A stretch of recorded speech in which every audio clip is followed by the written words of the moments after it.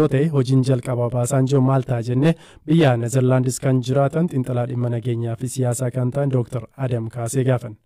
ትልቁ ስራ የሚሆነው ወደ ኢትዮጵያ ተጉዞ በፌደራል መንግስቱ በተለይ ያሉትን ሆጂ ጉዳይ ጀልቀባ ከንተው ገረ ኢትዮጵያ ዴሙን ሞቱማ ኢትዮጵያ ወሊን ዱበቹዳ ቃሞሌ ካን ወሊንስ ዱበተኒ ፍለነወን ጅራን አደባሱታ አከ ዱንፋት ዮ ፍለተመ ቀባተኒ ዮ አከ ዳበተ ገምታ አፍሪካ ተሞ ቲፒኤልኤፍ ራ አመነሙማ ደቡ ዋን ደንዳኒፍ አከ ዱንፋሳኒት ኦፍ ዴሱ ቀብ ዮ ደንዳሜስ ኤየመ ሞቱማ ኢትዮጵያን ሆገንቶቶ ቲፒኤልኤፍ ወሊን ዱበቱ ጀዴ ያዳ የህወሓት ባለስልጣኖችን ማነጋገር ነው የሚሆነው ብዬ ነው ማሰብ TPLF gamta Afrikaarraa amanummaa kan qabnee fi rakkoo kana fura jedhee akka hin amanne karaa dubbii maasaa obbo Geetaachoo Raddaa himeera. Kana irratti kan gaafataman Dr. Adam mootummaan Itoophiyaa komii dhiibbaa biyyoota lixaarraatii qabu TPLF fi komii gamta Afrikaarraa qabu dhiisuun mariif qophii ta'uun barbaachisaa jedhan. ህወሓትም ወደ ኢትዮጵያ መንግስት ወደ ጠረጴዛ የሚመጡት mootummaa Itoophiyaa fi TPLF gara araaraatti kan dhufan dhiibbaa biyyoota lixaan osoo hin taane qaamoleen lamaan haallitti deemaa jiran kan isaan hin baasne waan ta'eef akka dhuunfaattis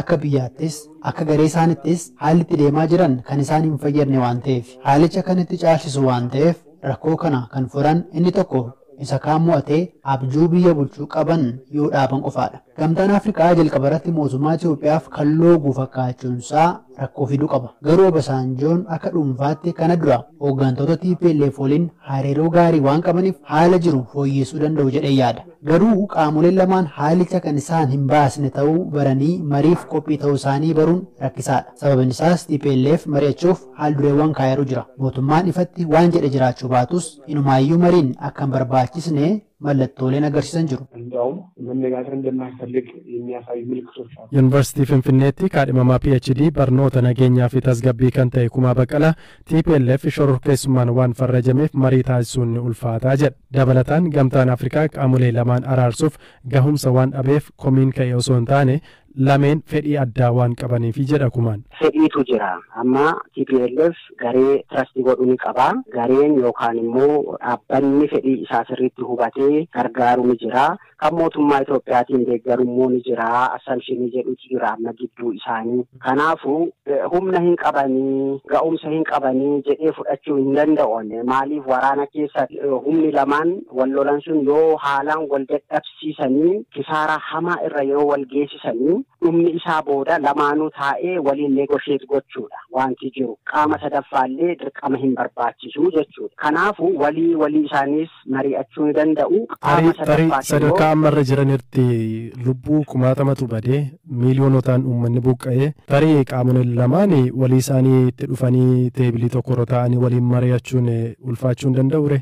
Hin ulfaata suni egaa qaamni sadaffaan murteessaa miti maaliif qaamni lamaanuu fedhii walii isaanii qaban sirriitti adda baasanii ni beeku. Fedhii sana immoo seetil gochuu ni danda'u yoo ta'e miidiyeeshinii hin fayyadamiin negosheeshinii qaama lamaan gidduutti uumanii mari'achuu ni danda'u. Fakkeenyaaf siviil sosaayitii keessaa hayyoota biyyaa, jaarsa biyyaa, abboota amantii kanneen warroota paabilik fiigar jennu kana fayyadamuutiin xumuruu ni danda'u. Dhaabbilee idil addunyaa yookaan immoo biyyootuma ollaallee otoo hin fayyadamiin jechuudha. Haa ta'u malee trustiin isaan gidduutti uumamu immoo shakkisiisaa yoo ta'e gara qaama sadaffaa gidduutti barbaaduun kun inuma jiraata. Biyyoonni qeenxeen illee nama araarsuu ni danda'u. Wantichi garuu dhuguma kallattii kanaan immoo furamuu ni danda'a.